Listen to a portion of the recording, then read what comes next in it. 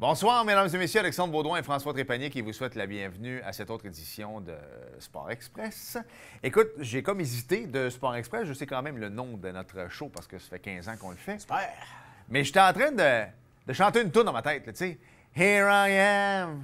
Rock you like an hurricane. Voilà. Ben, moi, j'aime beaucoup le Oh Carolina aussi de Shaggy. Aussi. Et pourquoi tu dis ça, François? Pourquoi on chante de même avec la Caroline, là? Ben écoute, je pense que ça vaut la peine de féliciter notre chum Éric Gélina Ouais. qui a réussi sa mission, Alex, de revenir dans la Ligue nationale de hockey, qui a signé un contrat d'1 an avec les Hurricanes de la Caroline. Ça s'est fait l'annonce dimanche et le contrat a été signé. Moi, je l'ai su samedi après-midi, alors qu'Éric faisait ses emplettes à la SAQ avec son frère. Il a reçu un appel de Claude Lemieux, son agent, et c'est fait, Alex. Ça me coûtait cher, lui. Parce que la Caroline, c'est le fun, il y a les Panthers. Puis ça, mettons, il joue dans la AHL, ce que je pense pas, je lui souhaite la NHL. C'est à Chicago. Ouais. On va y aller pareil. Deux belles villes. Ça va me coûter cher, Gélina. François, beau show de télévision? Oui, Marc-André Houle, l'ancien président des Forts de Chambly, qui malheureusement, la carrière de Marc-André prend fin après 26 ans dans la Ligue de hockey junior 3A. Alors, on le reçoit pour un show complet. Voilà, bienvenue à Sport Express.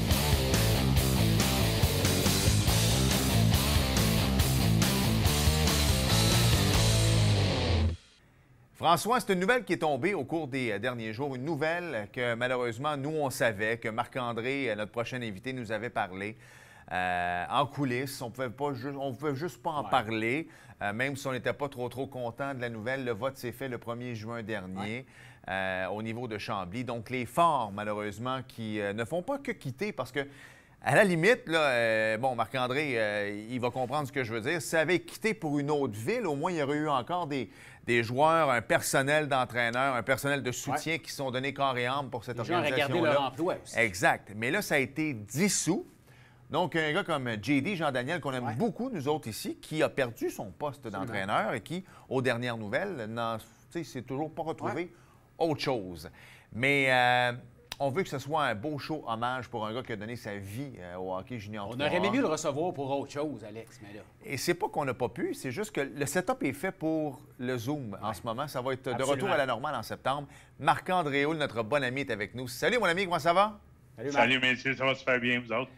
Ça va bien. Écoute, c'est une page qui se tourne, Marc-André, sur plusieurs années, écoute, au niveau du hockey junior. Et écoute, tu m'as envoyé un message texte récemment parce que, il faut le dire, là, c'était quand même l'organisation de l'année il y a 2 ans. Là. Fait qu'il faut être bien honnête. L'année passée, il n'y a pas eu de gala parce qu'il n'y a pas eu de fin de saison puis il n'y a pas eu de séries éliminatoires. Mais il y a 2 ans, il y a eu le dernier gala auquel j'ai animé avec Derek Aucoin. On voit des images présentement. Écoute, c'est un deuil pour toi. On fait un deuil de Derek. C'est quand même lui qui t'a donné ce prestigieux prix-là. C'est ça qui me fait mal, moi. D'abord, le départ de Derek, mais le départ des Forts, 2 ans après que vous ayez été nommé, écoute, organisation de l'année. Moi, je trouve ça déplorable. Bien, d'abord, pour ce qui est de Derek, évidemment, ça me fait de la peine. Ça me fait encore de la peine de savoir que sa municipalité a nommé un terrain dernièrement en son nom. Je trouve ça extraordinaire. Mais si on parle des Forts, c'est effectivement, c'est une grande déception. C'est une grande déception, non pas de devoir, moi, personnellement, arrêter ou terminer mon fameux stage junior, qui, moi, au lieu des joueurs, ça dure normalement 4 ans. Moi, ça va avoir duré 26 ans. Wow. Mais je pense à la région, je pense à ce qu'on a essayé, ce qu'on avait réussi à bâtir au cours des dernières années à Chambly. Je pense à ce qui aurait pu être à Saint-Jean-sur-Richelieu. On va appeler un chat. Là. Il y a eu des discussions, il y a eu des pourparlers. Il y a eu beaucoup d'efforts qui ont été faits pour garder l'équipe. Malheureusement, on doit se résigner et on doit passer à autre chose. Marc-André, je sais que tu ne peux pas entrer dans tous les détails, mais qu'est-ce qui fait que malheureusement, on n'aura plus de hockey junior à Chambly? On ne sait pas pour combien de temps, mais disons l'année prochaine. Bien, essentiellement, tu sais, quand j'ai eu des discussions avec les gens, que ce soit les gens au niveau des loisirs ou encore avec les élus municipaux, eux, de leur côté, ce qu'ils me disaient, ce qu'ils me disent encore, c'est qu'ils devaient prendre une décision de masse. Il y avait des heures de glace avec un nombre important de joueurs, que ce soit des joueurs de hockey, des jeunes de patinage artistique, etc. Et à défaut d'avoir des heures de glace, ils ont dû faire un choix. Et pour eux, le choix, ça a été de laisser partir leur équipe de hockey junior 3, simplement. C'est pas plus que ça. La Ville et moi, non, on n'avait pas de mésentente. Je ne devais pas un sou à la Ville, ni à personne d'ailleurs. C'est une pure décision qui est dirigée vers les heures de glace et la disponibilité qu'eux ont décidé d'offrir à leur communauté, simplement. 26 ans, c'est fou comment ça passe vite. C'est quasiment 26 ans. Tu es embarqué dans le hockey junior, je pense, quand le Canadien a gagné sa dernière Coupe Stanley. C'est à peu près là, c'était en 93. Deux ans après, en 95. En 95. L'équipe de Châteauguay, les élites de Châteauguay qui étaient déménagées à Valleyfield. Puis moi, j'habitais à Valleyfield à ce moment-là. Donc, j'ai commencé comme agent de sécurité bénévole dans l'organisation parce que j'avais 19-20 ans, j'avais l'opportunité, j'avais l'intérêt de m'impliquer dans le monde du hockey, dans le monde du sport. Puis j'ai débuté, c'est ça. Donc, comme responsable de la sécurité, j'ai été DJ pas longtemps. Par la suite, j'ai gravé les échelons dans des organisations allant jusqu'à éventuellement être vice-président marketing des Braves de Valleyfield. Par la suite, un déménagement des Laurentides m'a amené vers les Panthères de Saint-Jérôme, où j'ai passé 7 belles saisons dans les Laurentides, où j'ai eu l'occasion de débuter et de vivre des super expériences au niveau de la radio, que ce soit avec CMFM dans les Laurentides, mais aussi sur l'émission de Ron. Un petit peu, Alex, le travail que tu fais, je l'ai fait pendant quelques années aussi.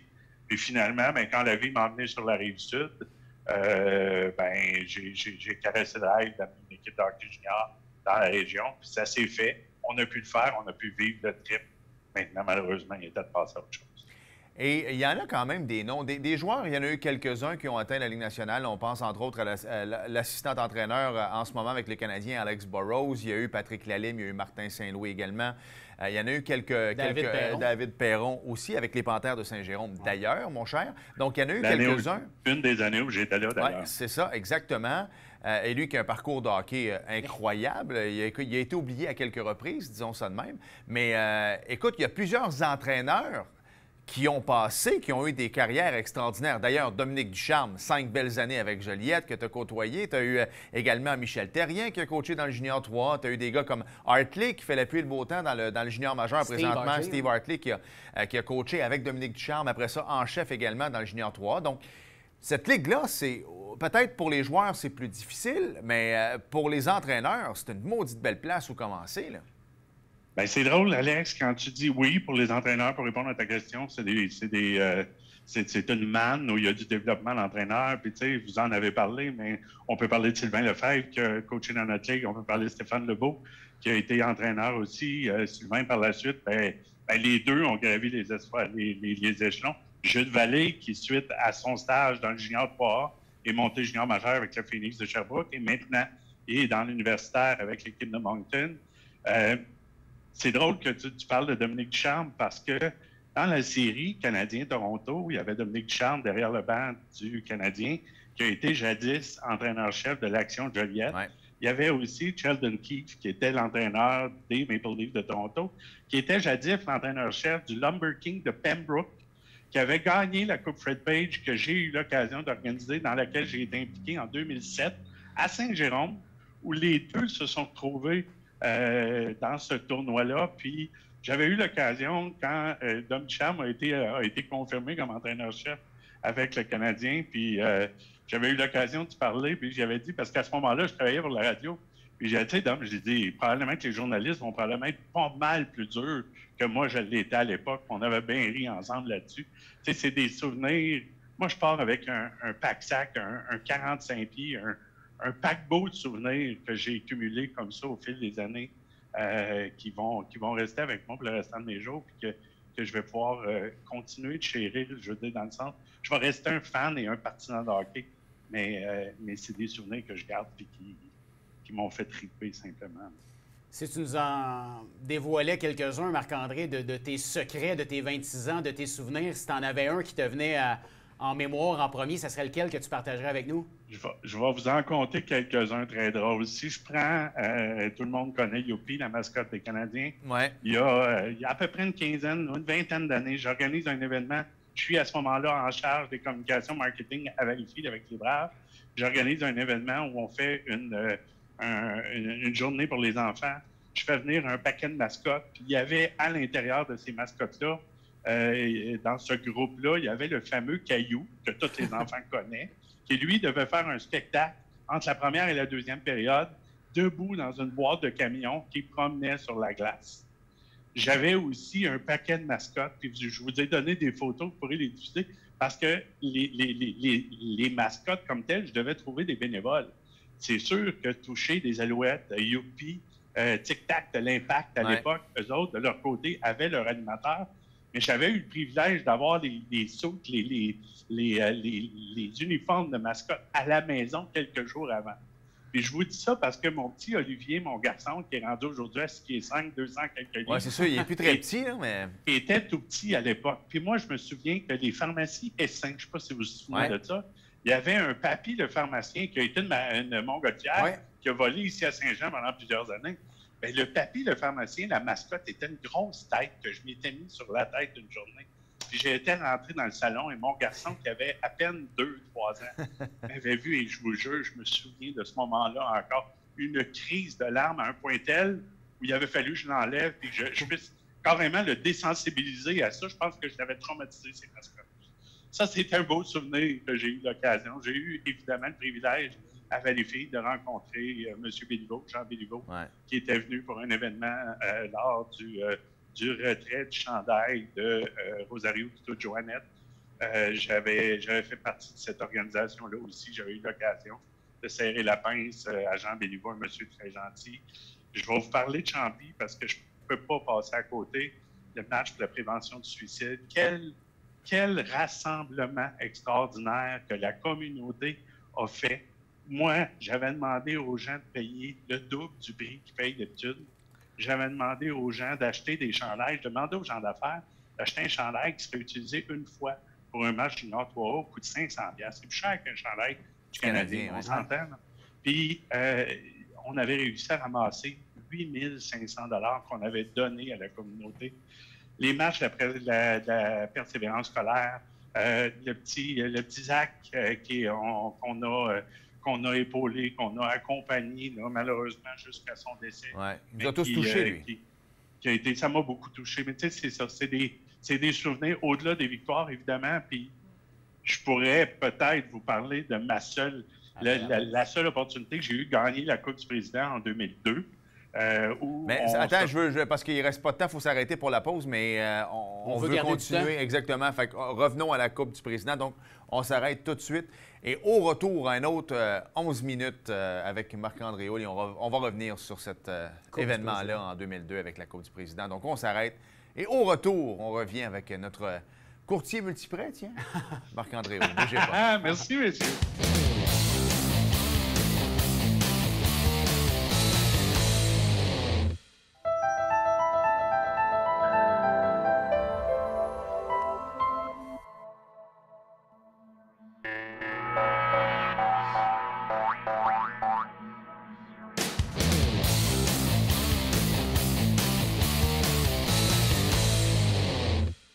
Nous sommes de retour avec Marc-André Houle pour faire un survol complet de sa carrière de 26 ans dans le hockey junior. C'est pas rien, Alex, c'est pas rien. Vraiment pas. Qui a changé de nom quelques fois. Là. Quand j'étais jeune, moi, c'était le tiers 2. Ça a été le junior A après ça, le junior 3A. Ça a changé de nom quelque peu. Écoute, tu disais avant la pause, là, 2002, parle-moi de ça, je n'étais pas au courant, pourtant je te connais quand même assez bien. Là. La Coupe du Président en 2002, explique-moi là celle-là. Je fais partie de l'organisation des Braves de Valleyfield. On est en finale de la Coupe du Président contre Pierre Pétronier et le Collège français de Longueuil. C'est déjà à la base Stéphane Scotto à Valleyfield, Pierre Pétronier à Longueuil. C'est une rivalité là, qui bouille depuis plusieurs années. On se retrouve, on est à l'autre du 6e match. Les Braves mènent 3-2 dans la série. Et ça, c'est des choses, c'est des événements que tu te rappelles toute ta vie. C'est-à-dire que le propriétaire de l'équipe à ce moment-là, moi, on était descendu dans le vestiaire avant le match et on avait été voir les joueurs leur présentant une bague de championnat en leur disant « Si vous allez chercher la coupe à soir, on fait faire des bagues, ça va être le party. » On avait près de 2000 personnes dans l'aréna. C'était la folie furieuse. Et les Braves avaient perdu 6-1. Et ça avait été une dégelée où les petits gars n'étaient pas là, mais pas pantoute. Par contre, à la fin du match, il était arrivé une situation où une mise en échec qui était pour changer le cours de la rencontre. On s'en va le lendemain à Longueuil. Après 2 périodes, Longueuil mène 4-1. Et durant la 3e période, puis ça, il y a une espèce un petit peu une superstition, c'est-à-dire que les casquettes de championnat, les bouteilles de champagne, ça, c'était tout moi qui s'occupait de ça. Évidemment, ça ne rentre pas dans l'aréna tant aussi longtemps qu'on n'est pas sûr de gagner. S'il faut que le coach voit ça, je me fais arracher la tête. Fait que moi, c'était dans la voiture, c'était dans le glaciaire, j'avais tout ça. Et là, arrive la 3e période, on fait 4-2, on fait 4-3, on fait 4-4. Wow! Puis là, à partir de là, c'est plein de valeur, mais moi, je m'en vais chercher le champagne, je m'en vais chercher les casquettes. Puis là, j'installe ça sur le bord de la porte dehors, puis je m'assois dehors. Et il y avait eu un entraîneur adjoint que vous connaissez, qui est Frédéric Simard, qui était à Longueuil, qui lui avait été suspendu durant la série parce que il y avait eu des discussions habituelles. Notre Fred, il aime les arbitres, il aime ça jaser avec les arbitres, puis il y avait eu des discussions, donc il avait été suspendu. Frédéric s'est retrouvé assis avec moi sur la glacière, dehors, à l'extérieur du Colisée Jean-Béliveau. J'avais les casquettes en dessous du bras, la glacière de champagne, et là, on attend. La 3e période se termine. Première période de prolongation se joue au complet. Je suis toujours dehors. Début 2e période de prolongation et à 5 ou 6 minutes de la 2e période de prolongation, Michael Parent, je le prendrais dans mes bras encore. 6 pieds 5, près de 250 livres lui aussi, un lancer de la pointe que moi, en passant, je n'ai jamais vu. Mais moi, je suis dehors. Et là, à un moment donné, j'entends un cri de mort, puis la porte s'ouvre. À partir de là, j'ai un blackout total. Je me suis réveillé sur la glace avec une casquette sur la tête et une bouteille de champagne dans les bras, dans les mains. Puis je me rappelle de tout. J'en ai encore des frissons juste en vous en parlant. Ça, c'est des beaux événements. Oui, vraiment. Hey Marc-André, je veux que tu nous parles un peu, on en a parlé un peu plus tôt, de David Perron, qui est un joueur vedette dans la Ligue nationale de hockey, on ne se le cachera pas. David Perron qui a une histoire, là, une drôle d'histoire. Le gars, il a joué midget B, il a joué dans le maison, s'est ramassé dans le junior 3A. Je veux que tu me parles un peu de la personne David Perron et de la persévérance d'un joueur comme ça. Bien, David, c'est un petit gars, en tout cas, le temps où moi je l'ai connu, parce que quand il est arrivé à Saint-Jérôme, j'étais là, c'est un petit gars qui est très gêné, c'est assez à son affaire. Puis lui, il est arrivé avec son frère de 20 ans, lui, il avait 17 ans, et les deux avaient fait l'équipe avec les Panthères. Puis déjà, David, on sentait qu'il avait un certain talent, on sentait. Mais il était dans cette année-là, il était dans une équipe pactée, une équipe qui était très, très forte. Puis souvent, David devait se retrouver à jouer sur le 3e, 4e trio. Rappelez-vous de ça, là. Jouer sur le 3e, 4e trio dans le junior 3A, puis ce gars-là a déjà gagné une Coupe d'année au moment où on se parle.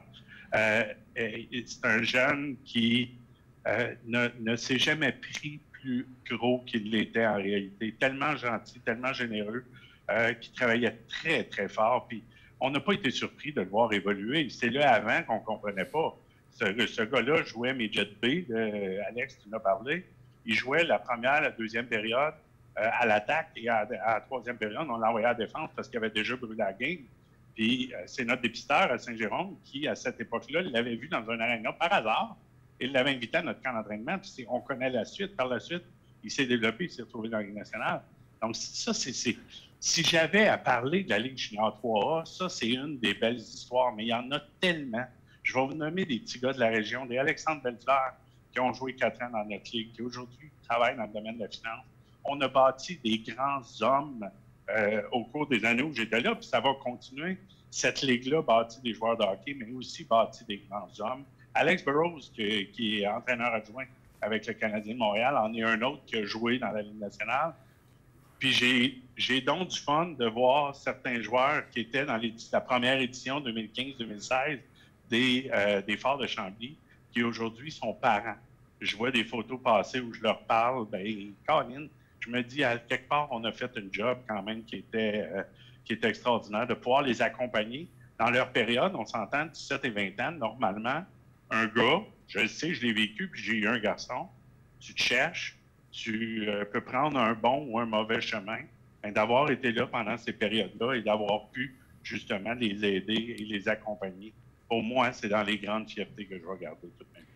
tu sais, tu parlais de David Perron. C'est tellement vrai. Moi, je la connais, l'histoire, là, pour graviter un peu dans l'entourage du junior. Puis si le dépisteur des Panthères ne va pas dans la game du midget B, il n'y en a pas de carrière. On s'entend, il n'y a pas un dépisteur dans la vie du junior majeur. J'en connais là, qui vont aller dans un aréna voir du midget B. Parce qu'aussi bon sois-tu, ça reste du midget B. Dans le sens qu'un midget A dans le midget B va être dominant aussi. Alors, pour que quelqu'un prenne le gage de le prendre puis de l'amener à Saint-Jérôme puis qu'on connaît la suite, c'est un conte de fées, ça. Je ne veux pas être plate, là, mais tu peux faire un film avec ça parce que c'est un parmi tant d'autres. Puis Dom Ducharme, même affaire. Il y avait un reportage à RDS là, avant qu'il soit nommé entraîneur. Puis il parle de ses 5 ans. Tu sais, s'il les a pas, ces 5 ans-là, là, à Joliette, puis OK, notre chum Sylvain Archambault serait ici parce que son gars Philippe a joué dans le Junior 3A. Il dirait qu'il y avait un club pacté, mais bon, c'était ça, là, les Cobras de Terrebonne. Puis tu sais, ça fait partie un peu du folklore du hockey junior québécois. Là. Mais écoute, c'est là que ça a parti. Puis je trouve ça le fun. Il faut en parler parce que cette ligue-là, trop souvent, ça a été mis à l'avant-scène avec malheureusement l'accident des Broncos de Humboldt. Puis là, les gens ont comme réalisé que c'était la même ligue. On s'entend là, que le Junior A en Saskatchewan ou en Alberta, c'était le Junior 3A ici. Et c'est là que les fois, des gens ont fait comme « Ah, OK, ouais, c'est ce niveau-là. » Moi, je me souviens d'avoir été à Chambly, là, jouer avant vos matchs. Là. Puis tabarouette, les jeunes t'ont impressionné. D'abord, les gars sont gars, les gars sont grands, sont gros. C'est du bon hockey. Caroline, que ça mérite d'être connu. Je voulais en parler. Marc-André, je voulais en parler de ces gars-là, justement. T'sais, on en a parlé tantôt hors d'onde. Les joueurs des Forts, l'équipe, il n'y en a plus d'équipe. Qu'est-ce qui se passe avec nos kids qui espéraient jouer à Chambly l'année prochaine? Bien, je dirais que la majorité des gars ont été replacés. C'est-à-dire qu'il y a eu un repêchage de dissolution qui fait que bon, les gars se sont retrouvés ici et là dans la Ligue. Et puis, je pense que... Puis ça, je tiens à le dire du côté de la Ligue, du côté de l'organisation des Forts. Je pense à Dominique Boucher, je pense à Jean-Daniel Saint-Martin, etc. Mais je vais saluer aussi Kevin Figsby et tous les gouverneurs de la Ligue de hockey junior 3 du Québec. C'est devenu la priorité à partir du moment où la Ville de Chambly a donné ses attentes, si on veut, ou a dit ce qu'il avait l'intention de faire. La Ligue a tenu à protéger, à permettre à ces jeunes-là de continuer leur stage junior. Puis les gars ont tous été repêchés dans des équipes de la Ligue. Très bonne nouvelle. Oui. Tu as eu le temps de faire ton deuil un peu, je pense, parce que ça fait longtemps que ça cogite, tout ça, puis ça a été annoncé là, officiellement au cours des derniers jours. Là. Je sais que tu veux devenir grand-papa. Là. Salutations à tes enfants. Je sais que c'est un rêve que tu chéris depuis quelques années déjà. Mais c'est quoi la suite? Je sais que tu es courtier hypothécaire. Je sais que tu fais du Can-Am. Tu aimes ça avec ta conjointe, mais... Qu'est-ce qu'on peut te souhaiter, Marc-André, là? Parce que c'est terminé. Le gars a toujours été impliqué partout. Dans le hockey, mais qu'est-ce qu'on peut te souhaiter pour les prochaines années? Là? Parce que je pense que c'est un repos bien mérité du hockey. Bien, c'est drôle, hein? Bien, je vais vous demander de me souhaiter de la santé. Je ne veux pas rentrer dans tous les détails, mais j'ai laissé beaucoup de choses de côté durant ma vie, durant les 6 dernières années principalement, pour m'occuper du hockey junior. C'est un choix que j'ai fait, que j'assume et que je regrette pas du tout. Ceci dit, là, les séries sont commencées. On a eu l'opportunité de commencer à recevoir tranquillement des gens. On a installé un setup dans la cour ici avec la télé dehors, où j'ai eu l'occasion d'avoir mon fils avec moi. Mon fils qui, malheureusement, avec le hockey, lui jouait au niveau scolaire, mais il n'a jamais joué avec les Forts. Donc, j'ai peut-être pas nécessairement eu autant de temps que j'aurais voulu avec lui. J'ai pu passer des super belles années avec ma grande fille qui m'a appuyé, qui m'a accompagné dans l'aventure des Forts. Mais du temps, de la santé, prendre soin de moi. J'ai un beau petit objectif. Ça se peut que vous ne me reconnaissiez pas d'une couple de mois d'ici, mais il reste que de faire du vélo, de faire de la moto, de profiter de la vie. C'est juste ça. Et de continuer d'être un des plus grands partisans de la Ligue de hockey junior 3 du Québec, des jeunes ici au Québec qui ont besoin d'appui et d'encouragement et du hockey en général. Quel bon collaborateur il a été. C'est bien dit, hein? Puis honnêtement, des fois, puis là, je vais me faire tirer des tomates, puis on va terminer là-dessus, Marc-André, mais si on prenait un peu plus au sérieux cette ligue-là, au niveau, je parle, parce qu'elle est sérieuse, la ligue, mais je parle au niveau du calibre, bien, tu sais, on se plaint de Québécois dans la ligue, mais des fois, au lieu d'aller jouer sur le 4e trio dans la queue, là, Va donc jouer sur les 2 premiers dans le Junior 3A. Développe-toi là, avec aussi des gars de 20 puis 21. Va mettre des points au tableau. Tu vas arriver encore plus fort à ton année de 17-18 dans le Junior majeur. Tu vas faire 1 an ou 2, tu vas te faire drafter, puis tu vas aller dans le pro, ce qui se fait dans les autres provinces, by the way. Moi, je vais aller plus loin que ça, Alex. Au niveau de cette ligue-là, bon, vous le savez, j'ai toujours été un fan et un partisan de cette ligue-là. Je souhaite au gouverneur, je souhaite aux organisations de continuer de se solidifier. Il y a un méga changement qui est en train de se faire dans cette ligue-là. Les équipes vont instaurer des nouvelles façons de faire. J'invite les jeunes, faites juste considérer la Ligue de hockey junior 3 du Québec comme une option à votre possibilité de jouer au hockey plus tard. Je ne vous demande pas d'y aller, je vous demande d'écouter ce qu'on a à vous dire, je vous demande d'explorer et de ne pas nécessairement fermer les portes. C'est beau en Ontario, c'est beau dans l'Ouest canadien, mais je vous le dis, c'est beau en Sapristi au Québec. Ouais. Et vous n'avez pas idée de la qualité du personnel qui va vous entourer et qui va vous permettre de continuer de progresser dans le monde du hockey. Hey, la Fred Page, ça fait longtemps qu'on ne l'a pas gagné, mais on ne s'est jamais fait déclasser. Fait que c'est la preuve qu'au Québec, on a des beaux et bons. Puis là-dedans, il y avait des joueurs repêchés là, dans la Ligue nationale. Là. Marc-André Houle, merci énormément, mon ami. Passe une belle retraite du hockey quand même, mais il te reste plein de belles années professionnelles. J'ai l'impression qu'on va s'en reparler. Et avec ta famille, oui. Puis tu sais, le côté grand-père, j'ai juste 45 ans, on se calme. Non, mais on se calme, mais t'arrêtes pas d'en parler pareil. Merci beaucoup. Passe un bel été, Marc-André. Salutations à toute la famille. Merci, pas. Salut. Bye-bye. On s'arrête et au retour, il y avait sûrement du NASCAR. Oui, la course à 1 million. Ouais, c'était ça. Ouais. Hein? Je sais pas qui l'a gagné, par contre. On J'ai va pas ça après regardé la du pause. tout. Restez là.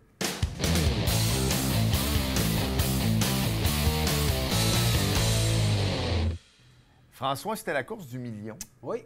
au NASCAR. C'est donc, dans le fond, tu gagnes, c'est 1 million. Il y avait plusieurs épreuves là, que Richard m'expliquait. Ça a été très intéressant. Une course avec le choix du public. Mais c'est notre ami qui a remporté.